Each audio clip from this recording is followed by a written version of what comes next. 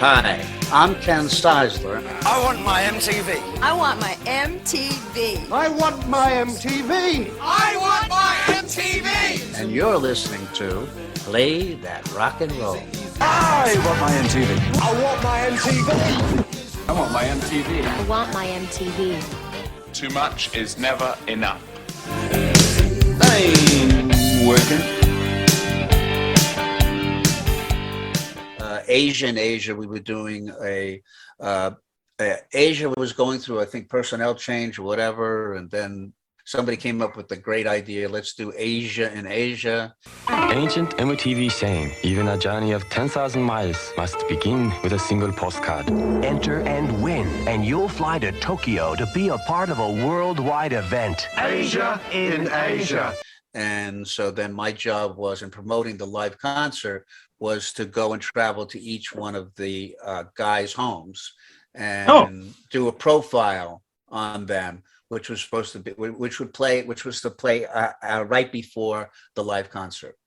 So that was interesting. That was good. That was very, and I think I'm going to get this. But when we were doing it, and I apologize, you really should know this, one of them was fired. Yes. I think I know some of this here because I did a little digging. So what's interesting about the timing here is that I don't know if you're aware of this, but Asia it's available for pre-order. They're doing a huge deluxe box set of their concert special, Asia in Asia.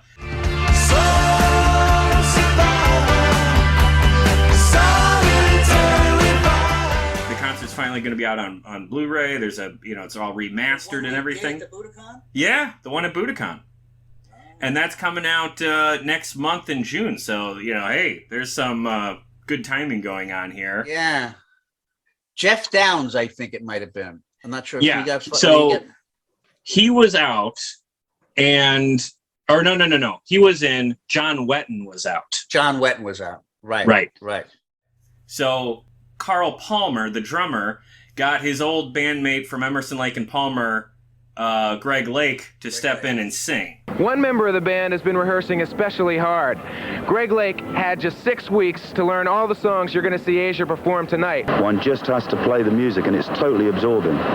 Especially for me, because I've only been really involved with Asia's music for about 6 weeks.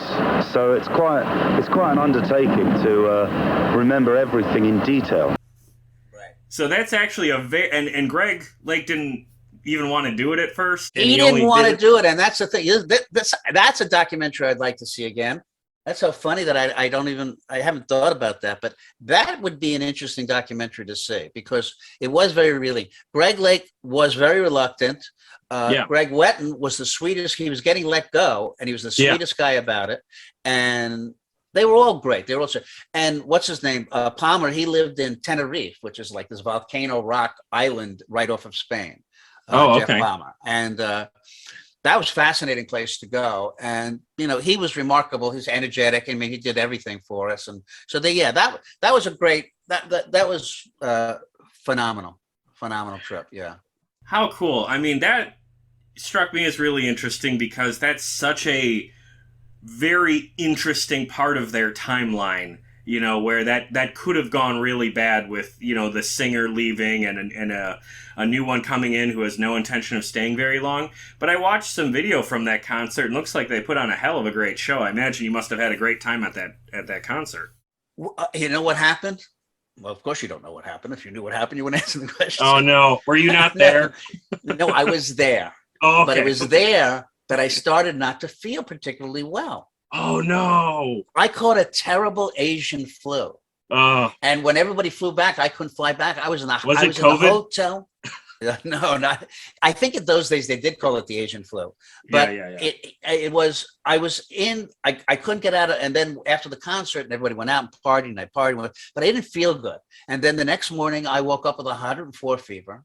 I could not move. I was in the bed, and when I couldn't check out, I was in there. I was basically quarantined for like 10 days until I was like at a fever for like that amount of time, and it finally broke. And I got on a plane to go back home. And then, of course, when I get back into the United States after a 16-hour flight, the customs people go, "Do you want drugs?"